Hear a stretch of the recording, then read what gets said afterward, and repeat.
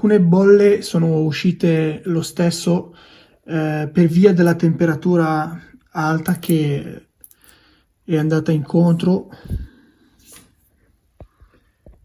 ha creato quelle cose qua. Allora ragazzi, dovevo chiarire due aspetti. Avete visto che ha creato questi tipi di bolle sia in superficie che all'interno, e vi dicevo che io la colata l'ho fatta nel mio garage e il mio garage non è climatizzato. Quel giorno, quando ho fatto la colata, la temperatura segnava sotto i 23 gradi, quindi era ottima.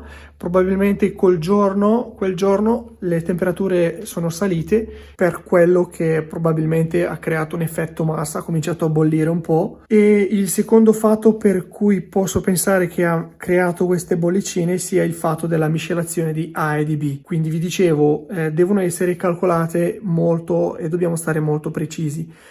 Io, se avete visto il video, avevo fatto la miscelazione nella tolla grande e le quantità le ho versate in base alla graduazione della tolla che c'era segnata. Quindi non sono andato a pesarla con una pesa elettronica, con una bilancia elettronica. Quindi posso pensare che è stata la miscelazione non perfetta.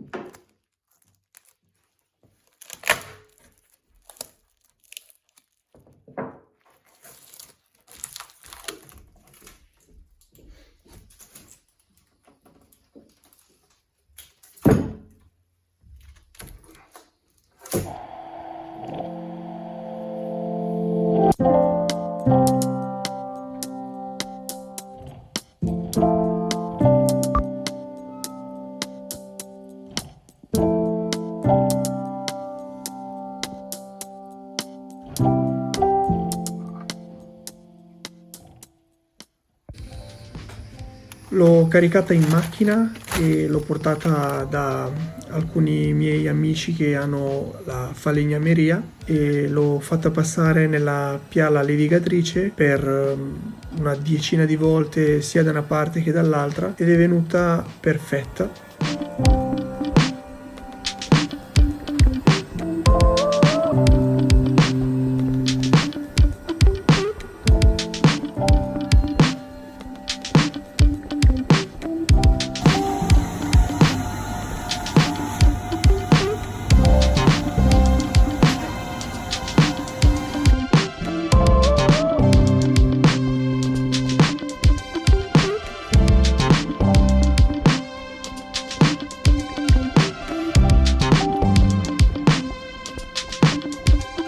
Allora ragazzi, siccome quell'angolo qua non mi piace molto come è venuto, ho pensato di creare i bordi rotondi in modo da dargli una forma rotonda al tavolo e vorrei eliminare quell'angolo qua. Adesso andrò a eliminare solo mezzo centimetro di bordo su tutti e quattro lati e poi andrò a fare i bordi rotondi.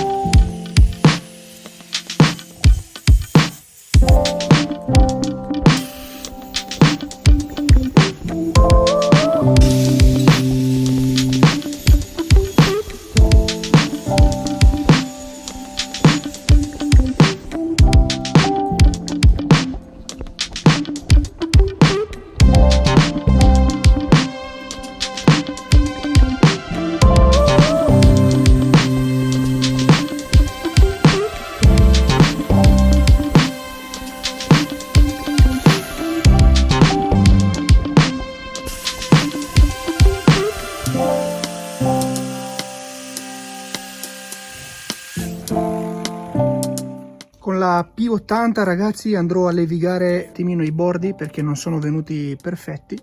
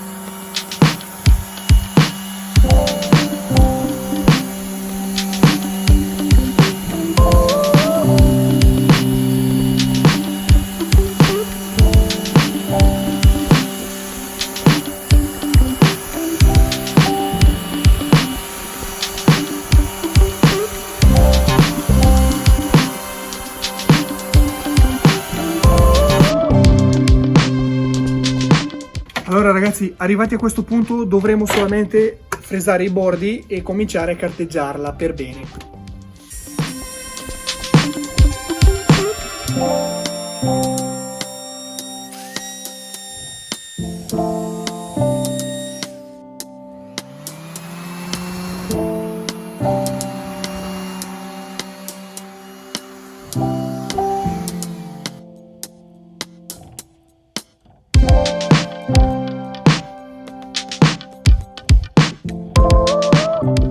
Allora ragazzi, non so se riuscite a vedere, ci sono queste imperfezioni che vanno coperte. Ehi, perché mi stai copiando? Perché mi stai copiando? Ehi, Ehi, sto lavorando qua io, sto lavorando qua io. No, io. No, io. No, io. No, io.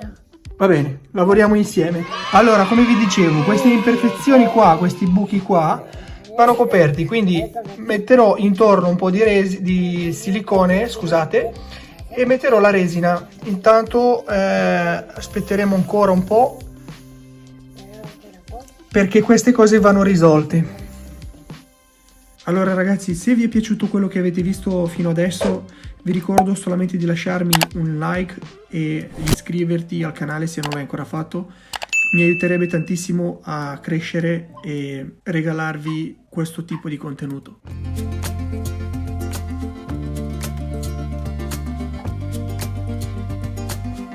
Allora ragazzi, farò un pochino di resina, farò quasi 30 grammi di A e 18 di B. Andrò ad aggiungere in queste fessure, questi buchi che si sono create quando ho levigato.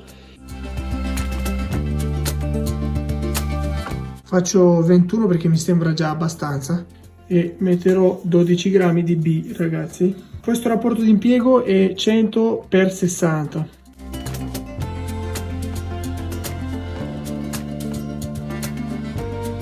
Ricordatevi sempre guanti e maschera. Bene ragazzi, siamo arrivati alla fine di questo quarto passo nella realizzazione di questo tavolino.